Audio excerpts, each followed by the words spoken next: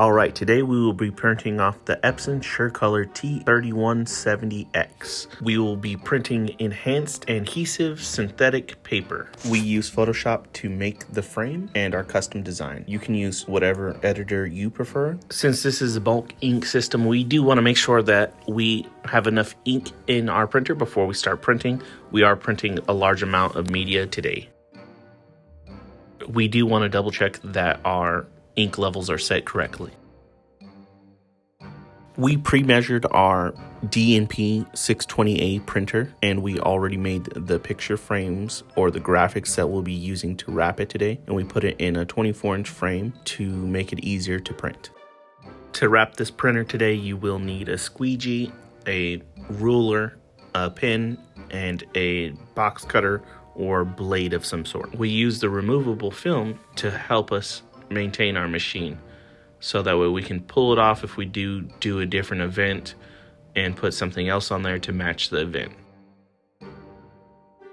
We are cutting 3 edges off of our print size because we want to leave excess at the bottom to wrap underneath the printer, so that way the wrap stays on nice and snug. Now that we have everything cut, we're just going to line it against the printer, so that way we know that we have enough materials for the job. You will have to make cuts for the vents so that way your printer can breathe. They don't have to be precise, but you see me using a measuring tape here. I always measure twice and cut once. We do a lot of vents with this printer, so the reason we're wrapping it in flowers is that way we can take it to a wedding or something like that and have some signage on our printer as well if we don't bring any with us. The Epson SureColor T3170X is great for printing CAD posters or some signage, but a lot of people don't know that you can print this enhanced adhesive synthetic paper. Here I am removing the adhesive film. I always take it down 1 inch so that way I can get my wrap started very easily. And I cut the edge as straight as possible so that way I have a straight, smooth edge at the top. You line it up at the top and then work your way down. With the squeegee, it does make life a lot easier. We don't want any air bubbles in there, so that way it stays on our printer for a long time.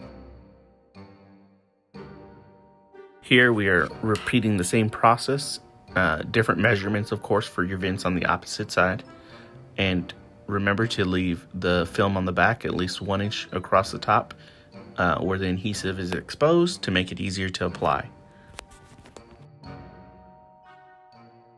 So here you see me opening the printer to lay the top graphic evenly, even though there's a beveled edge right there. And we're gonna come back and cut that in, but first let's get this graphic laid down. Once you have it lined up, it should lay pretty smoothly because it's a nice flat surface. Even if it doesn't, this is removable film. It'll be able to lift it up and then reapply it. Being that the vinyl is removable, it makes it easy to put new prints onto your case, and it doesn't cause any harm to your case. Now I'm cutting my notches back into it so that way the printer will shut properly. For some of you out there that do larger events, sometimes your case is quite large and quite unsightly. With this SureColor T3170X, you'll be able to print out this adhesive vinyl and install it on your case. You'll be able to wrap it and make it part of your decor. So if you have an event at a farmer's market, or you have an event at a church, or you have just a pop-up event, put it in the corner or hide it in your aesthetics that you're carrying around with you. So that way if you're doing a Christmas event or you're doing something other than that, such as a wedding, you'll be able to add some decor to your event. You will be able to hide that unsightly thing in your props or your set, so that way it's not standing out as much. For our case, it is 48 inches by 31 inches, and our printer is a 24-inch printer, but that is not a problem. So we use Photoshop to make our frame for what we'll be printing out. We kept it below 24 inches because the width of the paper is 24 inches, and we can make it as long as we need. It is quite easy to overlay this material on itself, and it sticks fairly well. So I made my frames. I kept in mind that I can only print 24 inches wide, and I adjusted accordingly. Once I had everything cut out and printed, I lined it up to make sure that it matched, and then we began to wrap. One side of the case is completely smooth and is easy to wrap. You do have to remember when printing these designs, you do have to leave yourself some overlap. So what you want to do is give yourself a good rule of thumb of leaving 1 inch overlap. And that means you take your graphic and you size it to the width of the paper. So in our case, ours is 24 inches. Our whole design though is 31 inches. So we'll go 24 inches for one print, and then the additional piece that lays over. So we'll make that 1 inch overhang, so that'll make it 8 inches instead of 7 inches, which would be left on 31.